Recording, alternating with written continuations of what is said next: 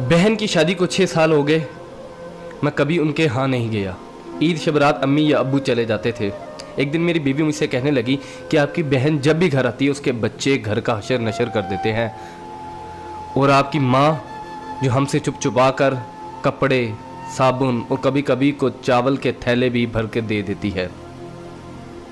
अपनी माँ से कहो ये हमारा घर है, कोई खैरात सेंटर नहीं। मुझे ये सुनकर बहुत गुस्सा आया कि मैं अपने घर का बहुत मुश्किल से गुजारा कर रहा था और मेरी माँ सब कुछ मेरी बहन को दे देती है। बहन एक दिन घर आई हुई थी तो उसके बेटे ने टीवी का रिमोट तोड़ दिया। मैंने माँ से गुस्से से कहा कि माँ, बहन को कहा करो ईद के दिन आया करे, और ये जो आप साबुन चावल और ये जो चीज़ें देती हो इनको बंद करें। माँ चुप रही, लेकिन बहन ने ये सारी बातें सुन ली।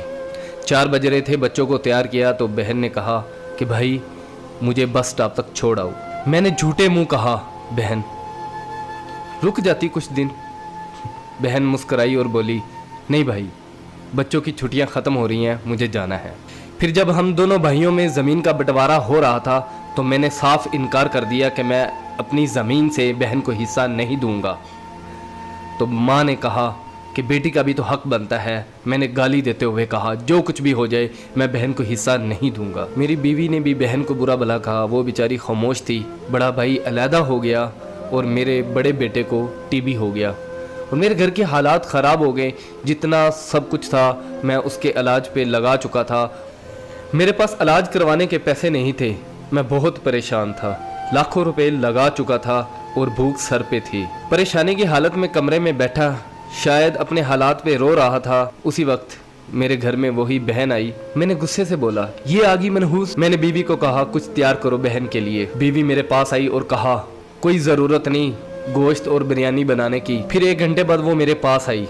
भाई परेशान हो। बहन ने मेरे सर पे हाथ फेरा, कहा बड़ी बहन हूँ तुम्हारी, गोद में खेलते रहे हो, अब देखो मुझसे बड़े लगते हो। फिर मेरे करीब हुई और अपने पर्स से कंगन निकाले और मेरे हाथ पे रख दिए और आहिस्ता से बोली पागल तू एम ही परेशान होता है। बच्चे स्कूल थे, सोचा दौड़ते दौड़ते भाई से मिल आऊं। ये कंगन बेचकर अपना खर्च करो और अपने बच्चे का इलाज करवाओ। शक्ल तो देख जरा तूने क्या हालत बना रखी है। मैं खामोश था, बहन की तरफ देखी जा रहा था। बहन ऐसा से बोली किसी को मत बताना, तुमको मेरी कसम है। मेरे माथे पे बोसा दिया और 1000 रुपया मुझे दिया जो 150 के नोट थे, शायद उसकी जमा पूंजी थी। मेरी जेब में डालकर बोली बच्चों को गोश्त ला देना और परेशान मत हुआ कर। जल्दी से अपना हाथ मेरे सर पे रखा, देख कितने बाल सफ़ेद हो गए। वो जल्दी से जाने लगी तो उसके पैरों की तरफ देखा तो टूटी हुई जूती पहनी हुई थी और पुराना सा दुपट्टा ओढ़ा हुआ था। जब भी आती थी वही दुपट्टा ओढ़कर आती थी। बहन की इस मोहब्बत में मर चुका था मैं। हम भाई कितने मतलब प्रस्त होते हैं, बहनों को पल भर में बिगाना कर देते और बहनें भाइयों का जरा सा दुख बर्दाश्त नहीं करती। मैं हाथ में कंगन पकड़े जोर जोर से रो रहा था, उसके साथ मेरी आंखें भी नम हो गई। अपने घर में खुदा जाने वो कितने दुख सह रही होगी।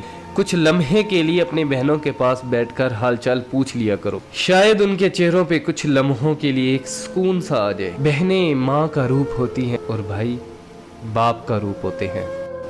स्टोरी अच्छी लगी हो तो इसको लाइक कर दीजिएगा, इसको शेयर भी कर दीजिएगा।